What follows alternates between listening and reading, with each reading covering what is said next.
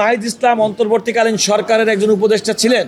নির্বাচনের সঙ্গে সম্পৃক্ত ব্যক্তিদের পরে প্রভাব বিস্তার করে এই ইলেকশন ইঞ্জিনিয়ারিং মাধ্যমে আমাদের প্রার্থী এম এ কায়ুমকে পরাজিত করা হয়েছে। তিনি উপদেষ্টা মণ্ডলীর সদস্য ছিলেন, সেখান থেকে ফিরে এসে তিনি রাজনৈতিক দল করেছেন, সেই দলের প্রধান ছিলেন এবং তার কলিগস, তার উপদেষ্টা মণ্ডলীর সদস্যরা যেহেতু তাদের অধীনে নির্বাচন পরিচালিত হয়েছে, তাদের পক্ষে নির্বাচনের সঙ্গে সম্পৃক্ত ব্যক্তিদের পরে প্রভাব বিস্তার করে এই ইলেকশন ইঞ্জিনিয়ারিং মাধ্যমে আমাদের প্রার্থী আমাদের জনাব এম এ কায়ুমকে পরাজিত করা হয়েছে। এটা আমাদের সুস্পষ্টভাবে আদালতের সামনে বক্তব্য। এবং এই চিত্রটা কিন্তু অন্যান্য সমস্ত কেন্দ্রের না, এবং এই চিত্র থেকে সুস্পষ্টভাবে প্রমাণিত হয় যে এই নির্বাচনে জনাব এম এ কায়ুম তিনি বিএনপির মনোনীত প্রার্থী ছিলেন এবং তিনি ঢাকা 11 আসনে, এবং আপনারা জানেন যে তিনি ওই এলাকার মাটি এবং মানুষের সঙ্গে সম্পৃক্ত একজন ব্যক্তি।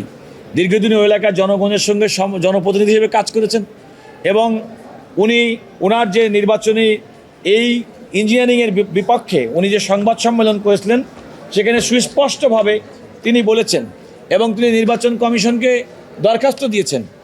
আর আপনারা এই দুইটা উদাহরণ থেকে সুস্পষ্টভাবে দেখতে পান যে একজন ব্যক্তির বিজয়কে ছিনিয়ে নেওয়ার জন্যে সমস্ত প্রার্থীদের মোট প্রাপ্ত ভোটের থেকে অনেক বেশি সংখ্যক ভোটকে বাতিল দেখানো হয়েছে, এবং এইটা ক্লিয়ারলি বোঝা যায় যে এই ইঞ্জিনিয়ারিংটার ফলশ্রুতিটা হয়েছে।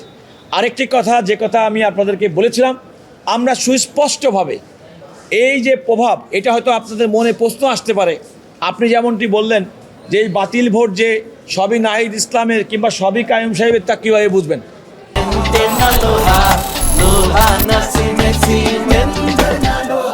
আমরা তা বলি নাই, আমরা বলেছি এই ইঞ্জিনিয়ারিং করার ক্ষেত্রে সরকারি প্রভাব, যেহেতু নাহিদ ইসলাম অন্তর্বর্তীকালীন সরকারের একজন উপদেষ্টা ছিলেন এবং যখন এই নির্বাচনটি হয়েছে তখন অন্তর্বর্তীকালীন সরকার ছিল, তিনি একজন অন্তর্বর্তীকালীন উপদেষ্টা হিসেবে অন্যান্য উপদেষ্টা এবং প্রধান উপদেষ্টা সহ তারা এই নির্বাচনে তাকে পরাজিত করার ক্ষেত্রে নির্বাচনে ইঞ্জিনিয়ারিং করেছেন। এটা হচ্ছে আমাদের সুস্পষ্ট বক্তব্য।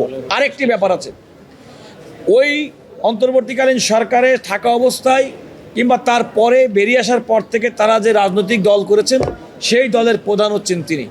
আমরা আরেকটি উল্লেখ করেছি যে এই নির্বাচনী আসনের মধ্যে প্রধান উপদেষ্টা একটা কেন্দ্রে একটা পরিদর্শনে গেছেন এবং সেখানে 2 ঘন্টা পর্যন্ত ভোট বন্ধ ছিল, এটাও আমরা এখানে উল্লেখ করেছি।